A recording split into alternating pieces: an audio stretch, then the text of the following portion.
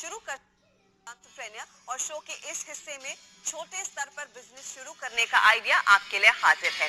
आज देखिए कैसे आप कम जगह और कम पैसों में शुरू कर सकते हैं बटन मशरूम फार्मिंग।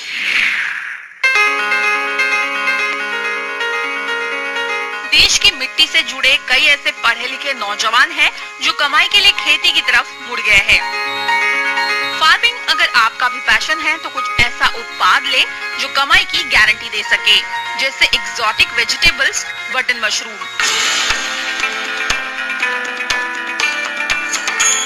मशरूम की मांग रेस्टोरेंट और होटल के लिए तो होती ही है। आजकल YouTube से रेसिपी सीखने वाले शौकिया शेफ की तादाद भी बढ़ गई है, जिससे बटन मशरूम की मांग तेज हो रही है।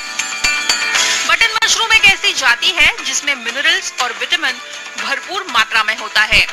इसी हेल्थ बेनिफिट्स की वजह से मशरूम पॉपुलर हो रहे हैं। बाजार में इसकी कीमत 300 से 350 रुपए है और थोक का रेट इससे करीब 40% कम होता है। इसे मिल रहे बढ़िया भाव के चलते कई किसानों ने पारंपरिक खेती को छोड़कर मशरूम उगाना शुरू कर दिया है। बटन मशरूम की खेती के लिए कंपोस्ट बनाया जाता है। 1 क्विंटल कंपोस्ट में 1.5 किलो बीज लगते हैं। 4 से 5 क्विंटल कंपोस्ट बनाकर करीब 2000 किलो मशरूम पैदा हो जाता है। अब 2000 किलो मशरूम अगर कम से कम 150 रुपए किलो के हिसाब से बिकता है तो करीब 3 लाख रुपए मिल जाएंगे।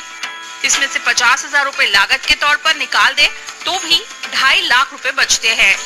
हालांकि इसकी लागत 50,000 से कम ही आती है। प्रति वर्ग मीटर में 10 किलोग्राम मशरूम आराम से पैदा किया जा सकता है।